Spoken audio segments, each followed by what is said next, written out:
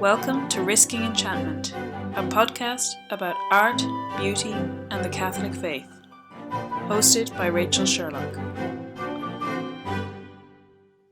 Hello and welcome to Risking Enchantment. For this week's episode, you've got myself, Rachel Sherlock, and joining me once again is Phoebe Watson. Hello! We're delighted to be back, and we're just thrilled to see the great response that we had for the last episode. Thank you so much for all of the people who've reached out and liked our stuff on social media. Yeah, it's just been really lovely to hear from people and to be back in the swing of things and to be making Risking Enchantment episodes again. Just before we start, I thought it might be a good opportunity to remind people again that we have a newsletter that we send out if you want to get an email with the latest Risking Enchantment episode.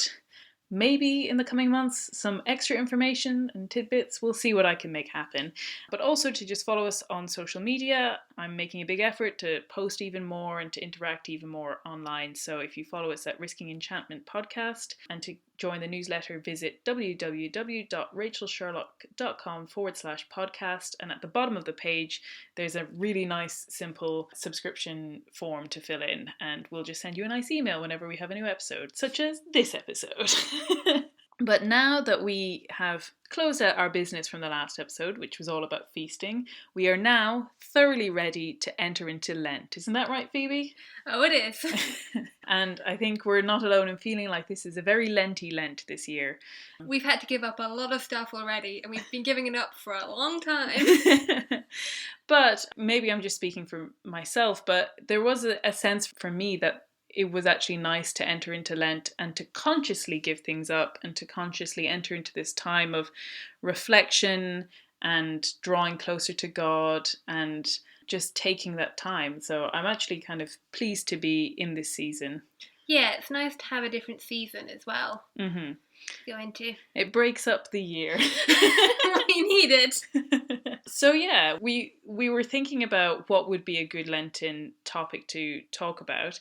And since it is a time of reflection, and I think it is a really good opportunity to do some kind of more painful reflection and appraisals of the ways that we interact with the people in our lives, with God, with ourselves, and our kind of motives and aims for life and where God is leading us in our lives. And because of that, we picked this particular topic, which the topic for this episode is martyrdom and moral dilemma and the graces and virtues that go into martyrdom, but also the temptations which have to be overcome to truly enter into martyrdom. And also the journey that it doesn't become one glorious act, but there are a lot of decisions that are made along the way. Yeah, that a martyr is someone who has been preparing for martyrship for their lives in the ways that they have drawn closer to God and God's will. And the reason this topic presented itself to us, we recognise it's quite a nuanced topic. We want to make sure that we're doing a good job of not simplifying things or being too dismissive, let's say, of the amazing sacrifice of martyrs. But it was just a topic that presented itself to us because we came across, or at least I came across, two texts in fairly quick succession which were reflecting on this theme. Yeah, and I think it's really important to say that there is such a glory to martyrdom and that it is called the crown of the martyrs for a reason. Yeah.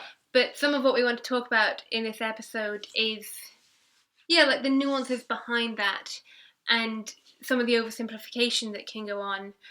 You've got that great Flannery O'Connor quote of, she didn't think she could be a saint, but she thought she could be a martyr if you killed her quick. Yeah, I love that line. It's one that comes back to me all the time, and I think it really encapsulates something that we really want to talk about, which is that sense that it's actually a line from Hamilton, which is dying is easy, living is harder. That sense that, obviously, I in no way want to diminish the absolute astounding sacrifice of martyrs, but that there's that sense that like martyrdom can almost be seen as an easy out, that you can sort of get out of jail free if you just have this one moment of courage when they come to kill you. If you can just be brave for that one moment, then you get to be a saint forever. And how that's not really how God works in our lives, and also that's sort of treating martyrdom as an end in and of itself rather than the result of dedicating your life to the will of God. Yeah, whereas I think a lot of what we're called to in this Lent is to figure out ways that we can make better decisions that would help us make that final act of courage if we are called to it. Yes, and also to be brave enough to live a life that doesn't call us to martyrdom and may call us to live a life of sacrifice for many, many years. Yeah. Yeah, so to get to the two texts that we want to talk about, we begin with a opera of all things. And I think we referenced this opera when we watched it as one of the things we were enjoying at the moment. Our friend Father Connor noted that this opera, it's called Dialogue des Carmélites, or Dialogue of the Carmelites. We'll probably just call it Dialogue from now on. It's a little bit of a mouthful, but it's written by Poulenc, and its words were written by Georges Bernanos, who obviously is the author of Diary of a Country Priest and many other novels.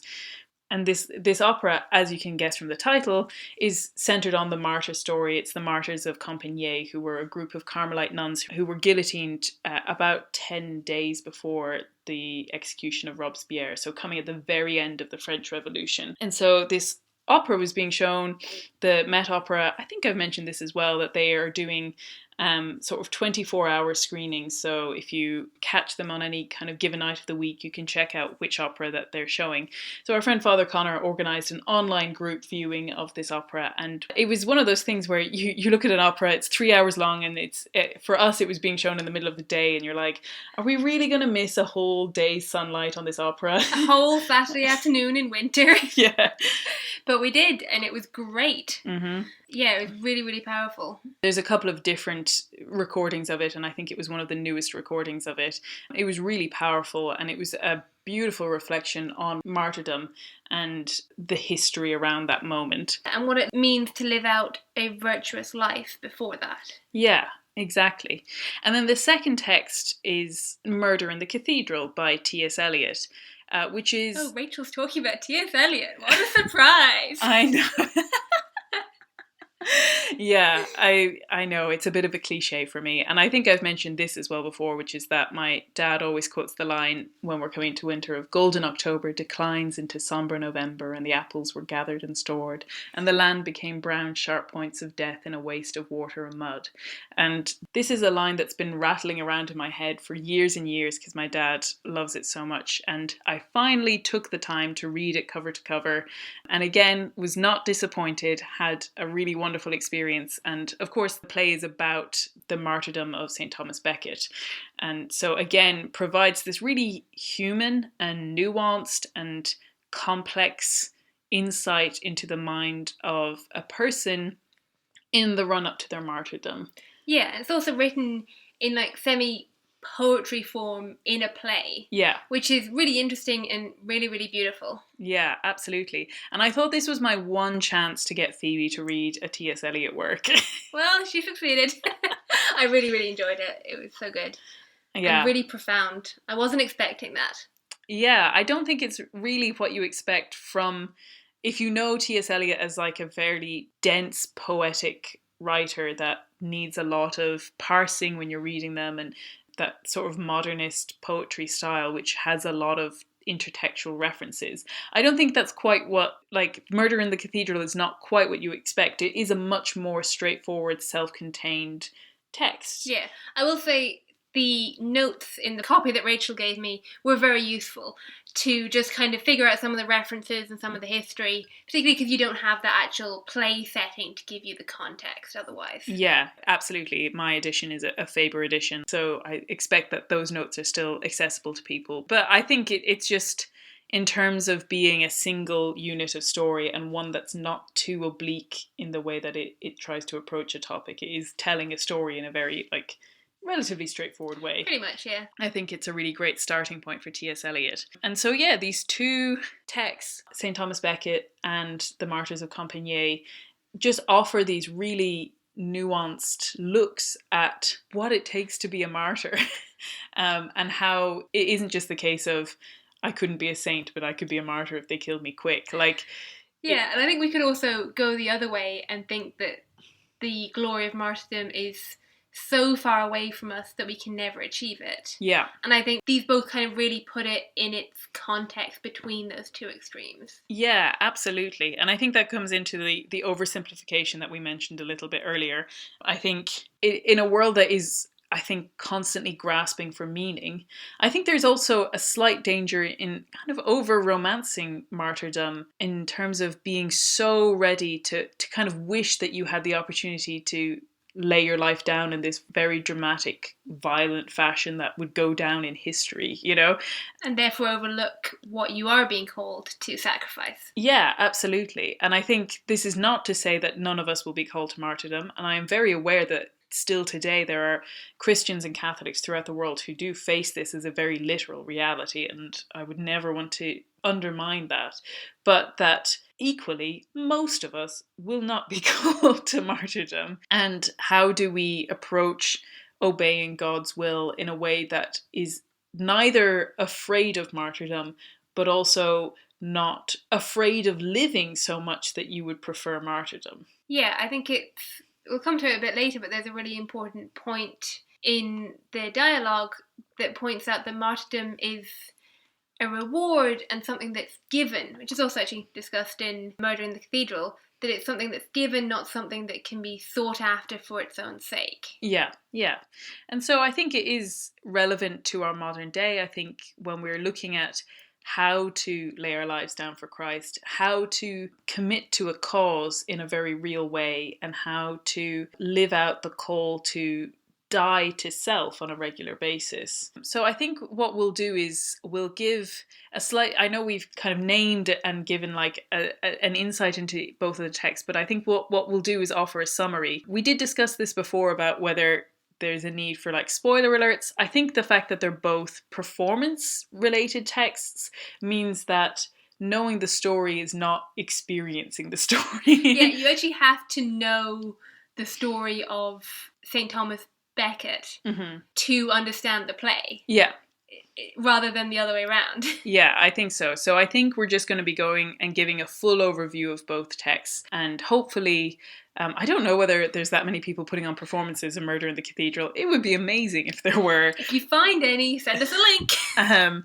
But like we said, you can keep an eye out for the Met online. They may be showing the Dialogue des Carmélites again. So yeah, just hopefully people will get an opportunity to encounter the stories for themselves. But to give a kind of overview so that you'll understand the characters and plot points that we're talking about, I'll start with the dialogue. So this opera, like I mentioned, was written by Poulenc. It came out in 1957 in France, which obviously has that background of just coming out of the Second World War. So I think it's just interesting that it's coming out of this one reign of terror and reflecting on another reign of terror. So it's set during the French Revolution and follows the main character, who is called Blanche de la Force, who is a fictional character. So these are based on real people and real martyrs who were executed, but several of the named characters within it are fictionalized. And it follows Blanche de la Force, who is an aristocrat and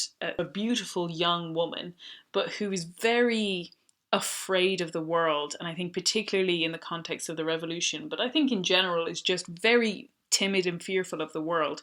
And so she enters the convent because she has a true sense of piety and wants to draw closer to God, but also out of a real sense of fear and wanting to withdraw from the world.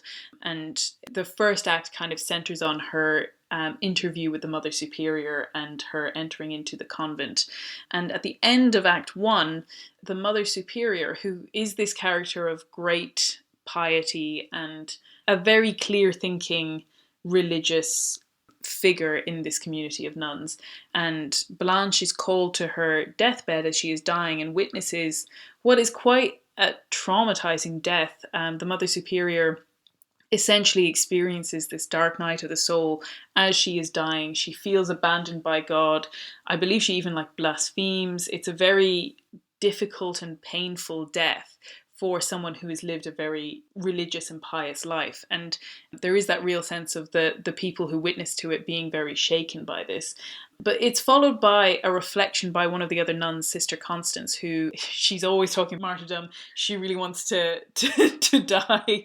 But she's also very full of life. She just is kind of brimming over in this way. But she has this reflection which says that perhaps her death was meant for another. There's this image of the cloakroom of being given the wrong coat, and that maybe someone is given the wrong death in order to allow somebody else to have an easier death when they might have had a harder one. And then the following acts of the play move into much more about the French Revolution. The nuns are kind of increasingly hemmed in and dictated to by the members of the French Revolution. And so there's a kind of tussle that goes on between one of the mothers, Mother Maria, and the new Mother Superior. So Mother Maria is very anxious for them all to accept martyrdom and just say, well, this is it. They want to kill us. Let them kill us. And Mother Superior, which Phoebe has mentioned, is kind of reminding people that there is still service to do, that it is a reward. We cannot seek martyrdom. We just have to live out our lives as best we can. But while the Mother Superior is away, she's visiting someone, the troops come and demand that they give up their habits and accept regular clothes and move out of their space and become essentially lay citizens. And they accept this on the basis that they still want to serve people. But Mother Maria at that point instigates a vow of martyrdom, that they would all vow that they are ready to be martyred within the coming days. And Blanche is too afraid of this, and she runs away. And she runs away from her community and abandons them. And following on from that, the Mother Superior returns and kind of finds them with this vow and says, I don't know whether what you did was right, but I'll take the burden of it. I'll take this vow, and then I'll leave you the glory if the martyrdom comes. But you know, I'm taking the burden of this vow to God from you and allowing it to be my burden. And then all of them, but the nun who actually was the nun who instigated this vow in the first place, Mother Maria, they're all arrested and sent to be executed. And so as they're going up to their execution, Blanche returns to them and joins them and is executed among them, and is executed bravely and has this braver and more courageous death than she might have expected given the way that she has approached life. And it's kind of suggested that the Mother Superior who died in Act 1 has given her the grace of this bravery at death. But the only one who doesn't get to experience it is the Mother Maria, who really wanted it, and she has to learn to accept that she still has to live for service. Yeah, absolutely. It's such an interesting drama. Yeah, and the music is beautiful. Yeah, that final scene of the nuns going to their death, singing the Salve Regina, is heart-wrenching. Because there's just this like intermittent crunch of the guillotine, and yeah, it's really moving. I just thought I was really blown away by it. And as you can see, there's a lot of ins and outs to it, but it is this sort of ongoing meditation on when to accept martyrdom, when it's good to run away from martyrdom, when it's bad to run away from martyrdom, and what it means to live a life of prayer and service. Yeah, definitely. And then, Phoebe, do you want to take a sort of rundown of Murder in the Cathedral? Sure. So, as you mentioned, it's the martyrdom of St. Thomas Becket, who died in the 12th century under the reign of Henry II, at a time when there was a lot of tension between the church and state in terms of their jurisdiction and whether the clergy fell under the laws of the realm and like what powers the church had. And St. Thomas has been in exile for 7 years at the start of this play, and he's coming back to England to his people under a form of peace, but not a full peace. So he knows there's a high risk that he will die in doing this, but he's also not coming back with like the full guarantee that there's a kill on sight order for him. Mm-hmm.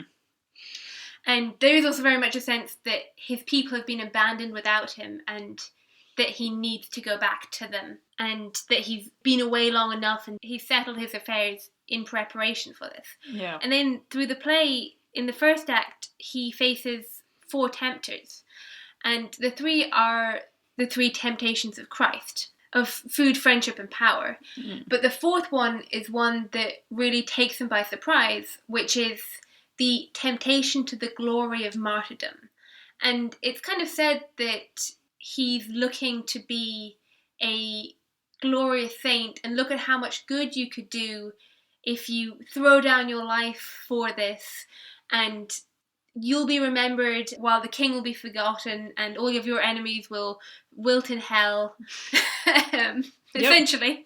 And he's really challenged by that question of whether he's seeking to do a good act for the wrong reason, which I think is something we're going to go into. Yeah. And then in the second act, the 4 knights who killed him come, and there's a whole scene of the priests trying to hustle St. Thomas Becket away, and him making that decision to open the doors of the cathedral and not turn it into a fortress in a way that he possibly could have. It's not necessarily clear-cut either way. And then the 4 knights, after killing him, have this accusation against him matching the 4 temptations. And the fourth one is trying to accuse him of suicide, essentially, that he threw his life away by opening the doors. Yeah. It's really interesting. It's really beautifully written as well. Really powerful. Yeah, absolutely. I really love it. I think it's such an interesting insight into that medieval world that I think it's very complex. And I think that that's something that we're going to talk about as well, that it's not just this very clear, straightforward decision. There's a lot of factors of who has the right jurisdiction and who has the right to excommunicate and whether anything could have been done to prevent it. But yeah, there's a whole challenge of some of the English bishops being excommunicated and the knights demanding that St. Thomas overwrite that decision, but he's already had it verified by the Pope, so he no longer has the authority to do that. Yeah. And his refusal to undermine his church by doing what he doesn't have the authority to do. Yeah. So it's just a really interesting play. I would really recommend it. And I think maybe we'll start with Murder in the Cathedral as our topic point, and maybe just spend a little bit of time talking about this topic of the temptation to martyrdom for your own glory. Definitely, yeah. Which I think it's really interesting to see the balance of reflection that goes into this, that, like, as you were saying, that the desire to do a good thing but for the wrong reasons, and how we as Christians are actually called to make sure that our motivations match up to our goals. Yeah, and I think it is important to say at this juncture that can become an over-scrupulosity of questioning your motives and allowing that to freeze any good action that you might have done because you're not sure whether you're doing it for the right reason. But there is also that necessity that we examine ourselves and question why we are doing something. Yeah. Absolutely. And I think maybe we should just quote a little bit from the play. Here's the tempter tempting St. Thomas. Save what you know already, ask nothing of me. But think, Thomas, think of glory after death. When king is dead, there's another king, and one more king is another reign. King is forgotten, when another shall come. Saint and martyr rule from the tomb. Think, Thomas, think of enemies dismayed, creeping in penance, frightened of a shade. Think of pilgrims standing in line before the flittering jewelled sarnie, from generation to generation, bending the knee in supplication. Think of the miracles by God's grace, and think of your enemies in another place. And Thomas says, I have thought of these things. That's such a frank admission. Yeah. Of that these are things I have thought of. Mm-hmm. These are temptations that I face. Yeah, exactly, because he has this line which says, who are you tempting me with my own desires? Others have come, temporal tempters, with pleas and power at palpable price. What do you offer? What do you ask? And then he goes on to say, you offer only dreams to damnation.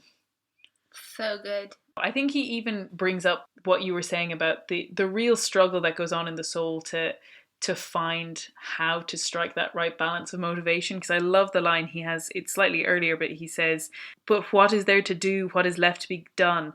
Is there no enduring crown to be won?" Almost that sense of like, it's almost too difficult to align your motives and your failings in the right order to still allow for the grace of God. Yeah, he's almost coming to that paralyzing point, and he questions, "Is there no way in my soul's sickness does not lead to damnation in pride? I well know that these temptations mean present vanity and future torment. Can sinful pride be driven out only by more sinful? Can I neither act nor suffer without perdition?" It is that constant struggle in the human soul to both assess your own faults, but also to not paralyze yourself with these reflections, and to find that balance which allows you to submit to God's will. Yeah, and he does come back to that surrender to the will of God. That then just becomes an offering himself. Yeah, and I think he gets to a point of thinking clear. He says, "Now my way is clear, now the meaning plain. Temptation shall not come in this kind again. The last temptation is the greatest treason, to do the right deed for the wrong reason. The natural vigour in the venial sin is the way in which our lives begin." I know that history at all times draws the strangest consequence from remotest cause. But for every evil, every sacrilege, crime, wrong, oppression, and the axe's edge, indifference, exploitation, you and you, and you must all be punished. So much you, I shall no longer act or suffer to the sword's end. Now my good angel, whom God appoints to be my guardian, hover over the sword's point. And there is that real sense that it is ultimately to the will of God. Yeah. And that he doesn't need to fear doing the right thing if it leads to his martyrdom. Because if God wants him to become a martyr, he will become a martyr. And if God doesn't want him to become a martyr, he is trusting in God to stop that sword. Yeah. And to make that decision for him either way, that it is God's will, not his. Yeah. And what's beautiful then about the way that the play works is that it's got this first act, which is in verse, as you've been hearing us reading, and the second act, which is also in verse, but in the middle of it is his sermon at Christmas about martyrdom. And so it's just this plain text sermon in the middle of these two verses, which is such a an interesting format. I mean, when you think about it, is that not the best way to have a dramatic monologue in the middle of a play? I also just suddenly thought how much this is like the Mass in some ways. Yeah.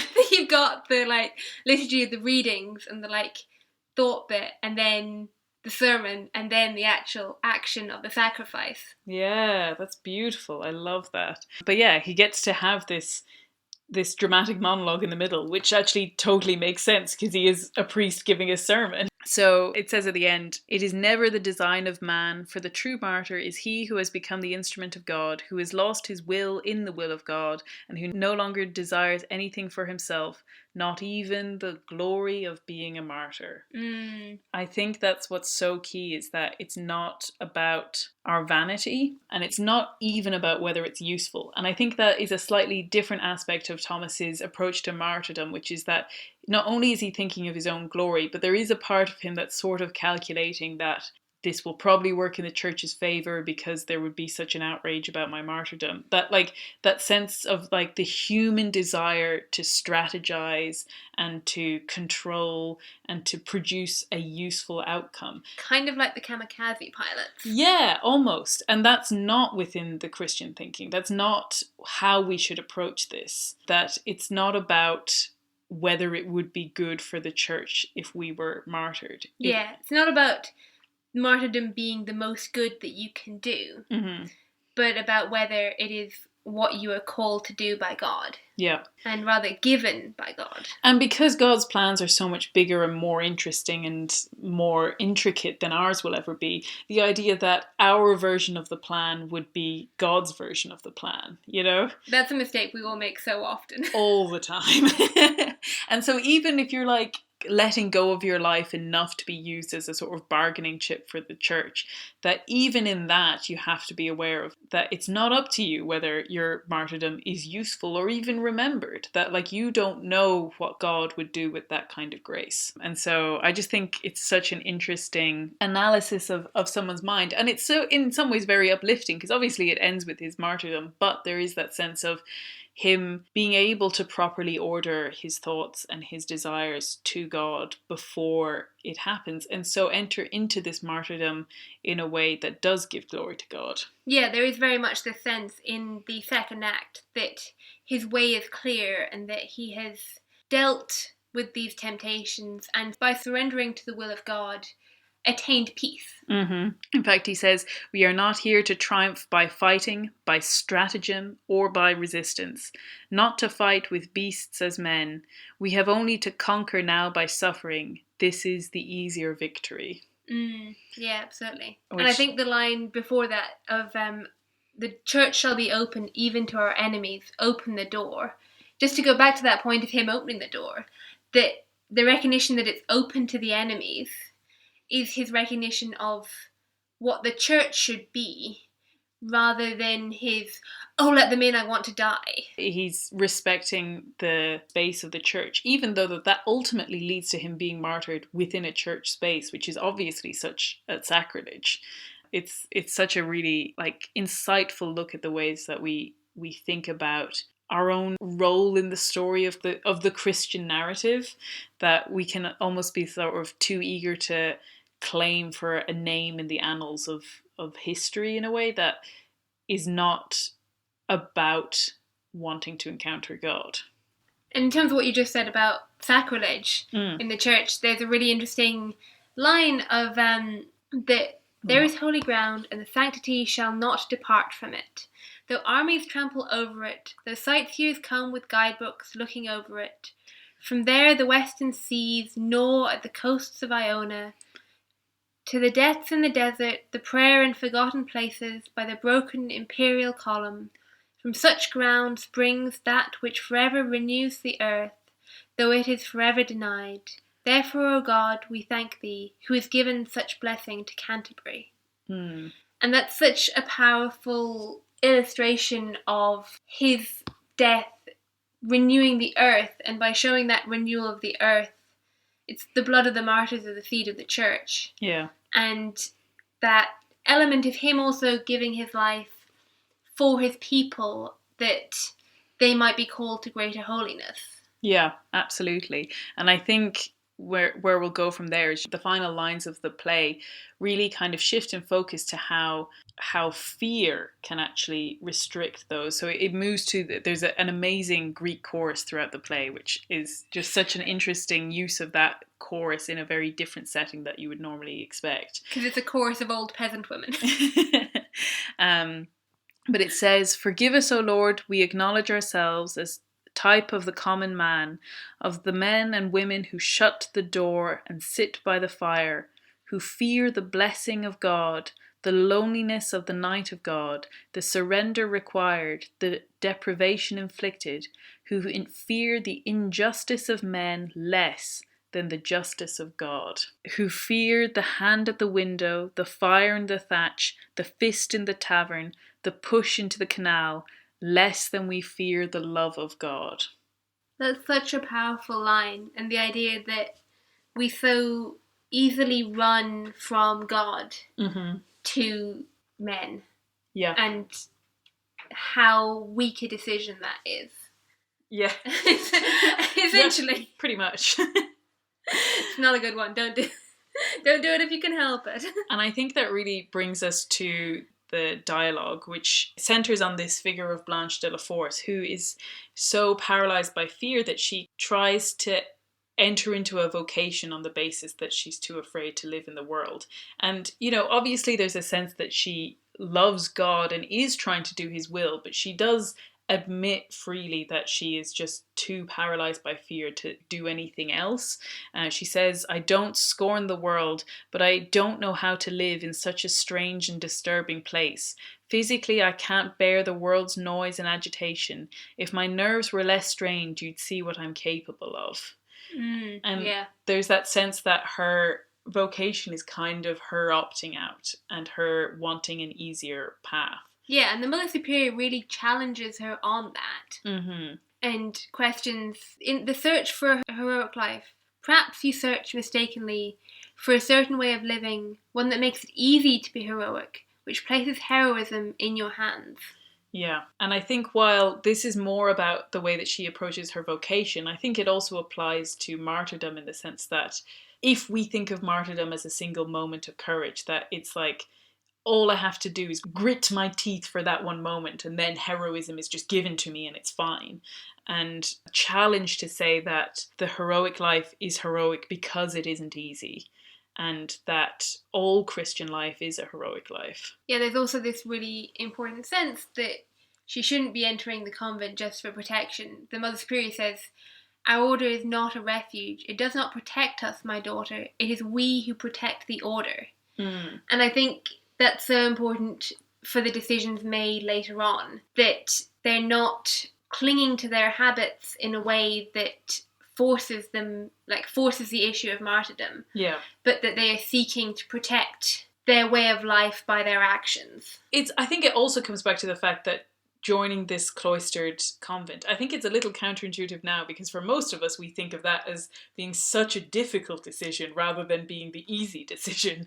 So I recognise that this isn't necessarily the way that we think of it now, but that none of these things offer you a guarantee of an easy path to Christ. And that in the way that Thomas was thinking about strategy, that you can't just organise your life so that the options for virtue are given to you and the opportunities for vice are sort of taken away from you, you know? Yeah. It actually just reminds me of, I think G.K. Chesterton's Francis of Assisi. He talks about this particular era, Mm-hmm. and the idea that the only way to become holy was to become a monk or a nun, and that they were kind of doing the holiness thing for everybody else. Yeah. And yeah, it is very much the sense that it's not about seeking to retreat from the world's vices and that you'll be sheltered from everything, but that you are choosing a sacrifice if it's what God has called you to. Yeah. In the way that, like, I think it's interesting to think about how, I think now people see marriage as a sort of easy option to get out of any issues that you have with chastity. And that's not the case either. Like, they would see, like, the vows of chastity of a religious order as being too difficult and too great a demand, and so I'll enter into marriage. But there is still demands of chastity placed on you within a marriage. And you still have to order your life and your virtues and your reliance on God even within that space. So I think, I think it comes down to a question of control. Yeah. And I think it's that careful ordering of your life to make sure that you don't ever have to face up to vice or fear, or even, Blanche says a lot, the fear of fear. Yeah. There is also, though, this really interesting element of her recognising her weakness and seeking God's mercy in that. Yeah. That she says, "I renounce everything so that he may bestow his grace upon me." Yeah. That is like the counterbalancing force in her action. That while she is running from fear, she is also a pious woman seeking to do the will of God. Yeah. I think what strikes me is that it's such a complicated and difficult space to navigate for her and for us as well. Like, when she goes to the bed of the Mother Superior, when the Mother Superior is dying, she's asked what name does she want to take as a Carmelite, and she says, "I want to be Blanche of the Agony of Christ." And it's like, the question is put to her, like, are you ready to take on that burden? And the Mother Superior reveals that that was her name as well, and she says that those who enter Gethsemane never leave it. Ooh. And so in some ways there's like this balance between, are you cocky enough to take on the agonies of Christ, which is then kind of reinforced by this awful death that the Mother Superior has, that this real sense of abandonment, that her life and her work has, not given her the grace of a happy and peaceful death, and instead she has this death of torment and fear and doubt. And like I've been saying, that you can't do anything to guarantee yourself grace. Yeah, I will clarify, it's not the kind of death that implies that she's gone to hell. No, It's no. not like a evil death in that way. It is like she has received the last sacraments, she is prepared to die, but that her last moments of agony are agony, not peace. She just has this moment of calling out to God, much as Christ does, like, my God, why have you abandoned me? Yeah. That her experience of her last moments on earth are not ones of peace and serenity and joy. Yeah. That she does enter into that agony and it stays with her to the very end. And as me and Phoebe were discussing this, we were saying, I'm not really sure whether the idea that you could die for someone else or like take on somebody else's pain as you're dying, I'm not sure what the actual teaching around that might be. We didn't look it up. We didn't look it up. It's definitely something that's just discussed in the opera and not necessarily something that we're saying is like doctrine of the church. But I think it is really interesting that all things we can offer up for Christ, and that we can even offer up the pain of a bad death in a way that might smoothen the way for other people. Like, I just think it's so interesting that Blanche then becomes emboldened through the less obviously martyr-like death of the Mother Superior. Yeah, and there's a sense that in a way the Mother Superior has renounced her glory to Blanche. Yeah. And there's also just a beautiful element in this whole story of the role of the Mother Superior in guiding the nuns in the convent as her children and taking responsibility for their souls and seeking greater glory for them. Yeah. It's just really beautiful. Which I think is what we're going to read out next. Yeah, I think so. I think we're going to talk a little bit about this vow to martyrdom and this group decision to commit to the idea that you will be martyred. Again, we haven't looked into the theology of that. Yeah, as in, I think that will be kind of our final point, which is that it's such a complicated, both texts are really complicated in the circumstances of these martyrdoms. But yeah, I think even these nuns are overly tempted towards martyrdom. There's a line in it which says, the new Mother Superior says, "Let us distrust everything that might turn us away from prayer. Let us also distrust martyrdom. Prayer is a duty. Martyrdom is a reward." That's so powerful. So when they take this vow, it's like almost like they've signed themselves up for something that maybe they shouldn't have. But now that they've taken the vow, there's that sense that they owe it to God to keep to it. And so I think that's why it's so beautiful when the Mother Superior, who is so against this the whole way through, then says, "My daughters, in my absence you took a vow of martyrdom, whether it was wise or not. God would not want such a generous act to trouble your conscience. Well, I also take the vow. From now on I shall be bound to it, and I shall be the only judge of how it is fulfilled. I take up the burden, and I leave you the glory, since I did not initiate it myself. Do not trouble yourselves about it any more.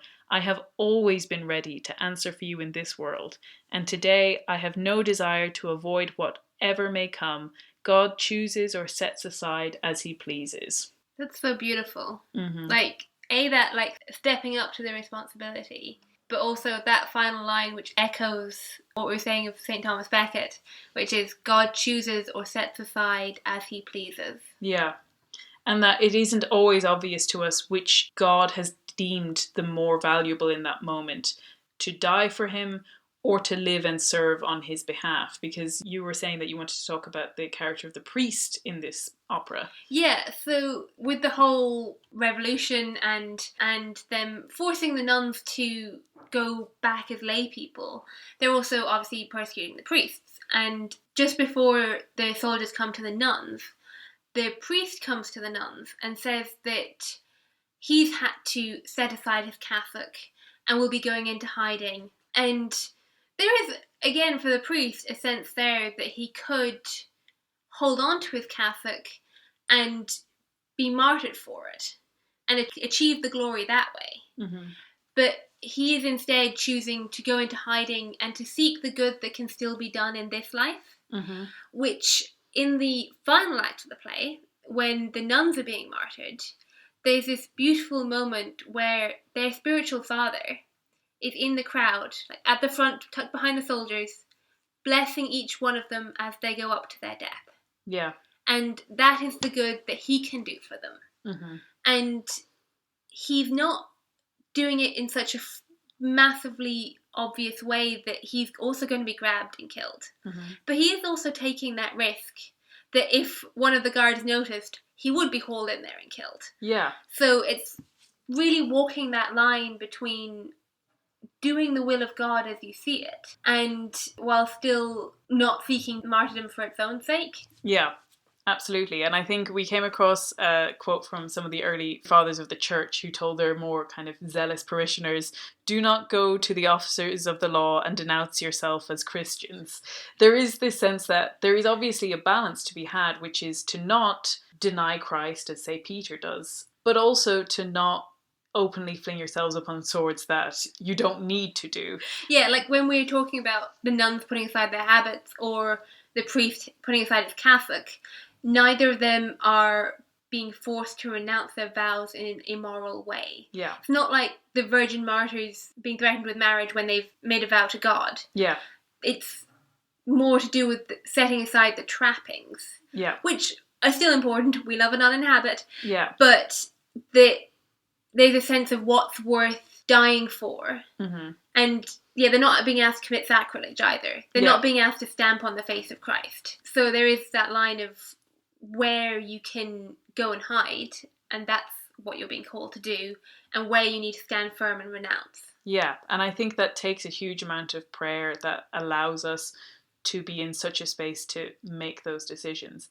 And then I think it's really interesting, as I mentioned in my summary, the one mother of the group who was the one who instigated this whole vow and was very determined to do it, she misses out on the chance to be martyred. And she has to accept that this wasn't her calling and that she has been left behind, and in being left behind she is being called to service. And I think that can be a real inspiration for our own lives in the ways that we approach the martyrdom of our lives. There's this beautiful poem by Venerable Madeleine Delbrel which says, our passion, sure we are waiting for it. We know it must come, of course. We intend to live it with a certain grandeur. We are waiting for the bell to ring that will inform us that the time has come for us to sacrifice ourselves, like a log in the fireplace. We know that we have to be consumed. Like a piece of wool cut with scissors, we have to be separated. Like young animals that are sent to slaughter, we have to be destroyed. We are waiting for our passion, but it does not come. In its place, there come small patiences. Patiences, those small pieces of the passion whose job it is to kill us gently for your glory, to kill us without our getting the glory. From dawn they come to greet us, our nerves either too much on edge or too numb. It is our disgust with our daily ration of life and the neurotic desire for all that is not ours. This is the way our patiences come, in serried ranks or single file, and they always for to remind us of the fact that they are the martyrdom for which we are preparing. And scornfully we let them pass by, as we wait for a cause that would be worth dying for. If every redemption is a martyrdom, not every martyrdom involves the spilling of blood. From the beginning of our lives to the very end, one by one, the grapes may be picked from the bunch. This is the passion of patiences. Beautiful. Yeah, it's such a stark reminder of how it is also in service as well as in death that we are called to witness to Christ. Yeah, I love that line of, to kill us gently for your glory, to kill us without getting the glory. Our nerves either too much on edge or too numb. It's always the way. Yeah. I think there's a real C.S. Lewis sense in there. I feel like there's a reference to the Screwtape Letters. But yeah, I just love that poem because it really accuses us of waiting for the big moment and not preparing for it by serving in the small moments.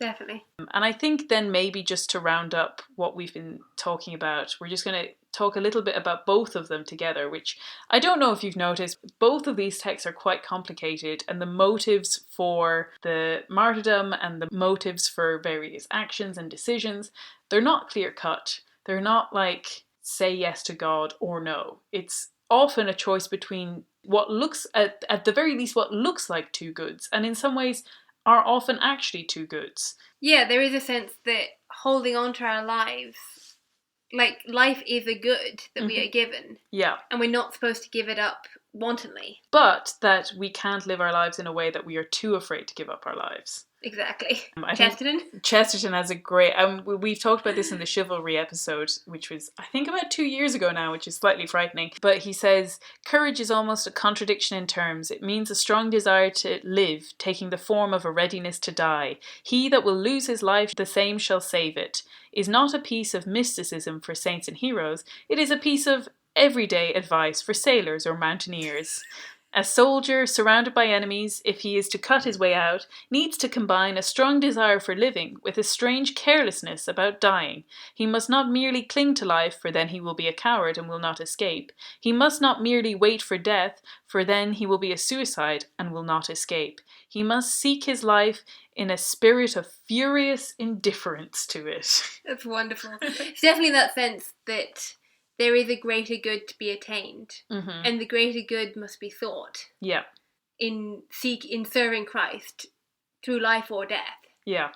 But that we should also have a preference for life insofar as we can, because life is what God has given us in this world, and we seek to do the good that we are called to do by Him until He wills our death. I think that's really what is at the core of this. And I think it's why it goes into what we were saying at the start about that oversimplification. Because I think at the core of it, it suggests that martyrdom is one moment. And that, like I said, all you have to do is grit your teeth for that one moment. But grit your teeth and bear it. But really, what it is it's that line from the dialogue which says that you want a life where the heroic life is made easy for you. And in none of these cases is the heroic life made easy for them, not only because they're experiencing persecution, which is difficult, but the decisions within that persecution are not blatantly obvious about which is the one that God wills more. Definitely. And there is just such a strong sense of the moral discernment needed. And that comes from a life of prayer and a life of having been willing to make those sacrifices, so that you're not afraid to make the ultimate sacrifice. Because the advantage both that the Mother Superior has and that St. Thomas Becket have, that Blanche struggles with, is that neither are afraid to lay down their lives. So they don't have to grapple with the question of whether the fear isn't the question in there. The question is what the right thing to do is. Yeah. And that also there are always plenty of temptations to overcome in life, not just fear. Yeah, St. Thomas faces 3 other temptations before he gets to the glory of martyrdom one. And he does say, he says the last one is the worst, but it also is not the case that the other 3 are not temptations. He does have to overcome all 4 of them. Yeah. And I think the reason why he can overcome them more easily as well is that they are the temptations that he has been used to facing. Yeah. That they refer back to decisions he made in his earlier life, like before he was the Archbishop and when he was a Chancellor, and living a much more worldly life, in a way. And so they refer back to decisions he had made before, rather than this particular challenge of doing the right thing for the wrong reasons. Yeah, absolutely. And so I think that is the conclusion of our episode. I hope it was easy enough to follow.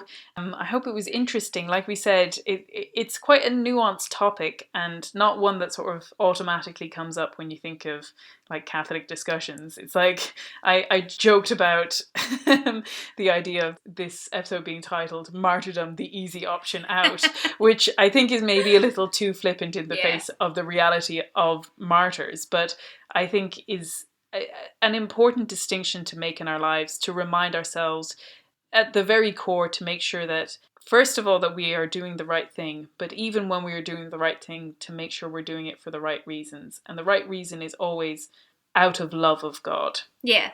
And also to not let those things paralyze us. Yeah.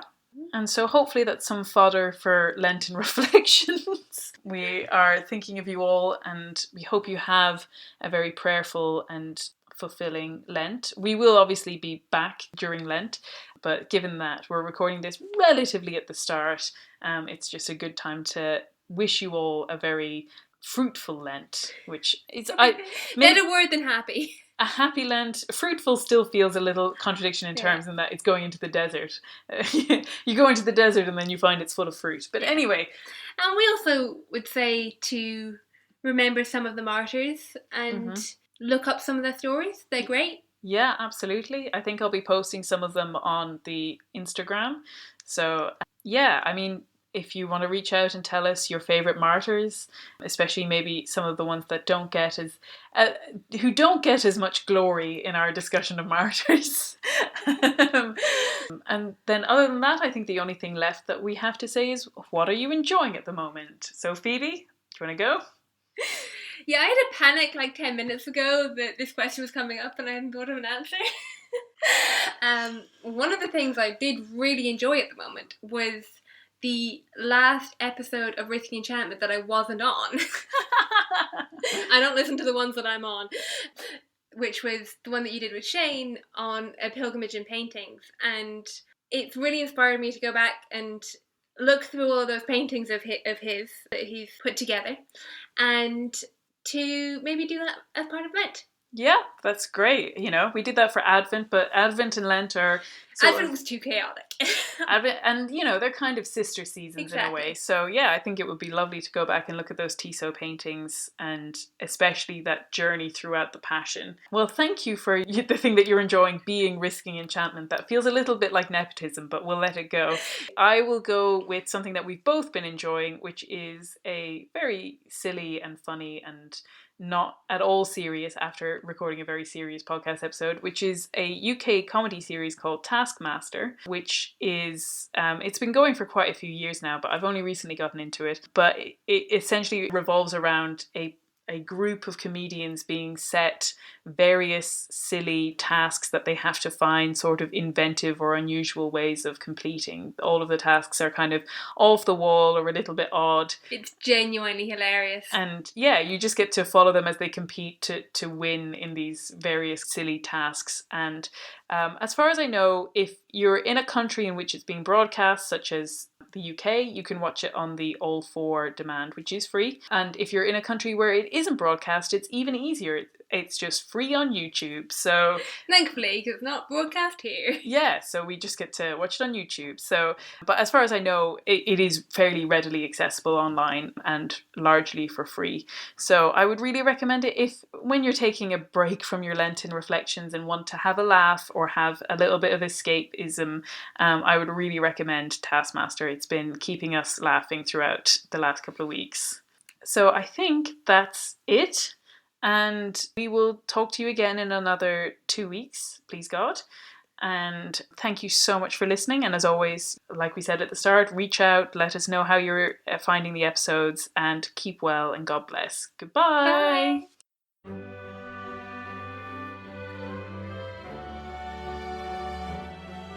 This has been Risking Enchantment. Music by Kevin MacLeod. You can follow me on Instagram and Twitter with the handle @SeekingWatson. And you can find out more about me and the podcast at rachelsherlock.com. Thank you and God bless.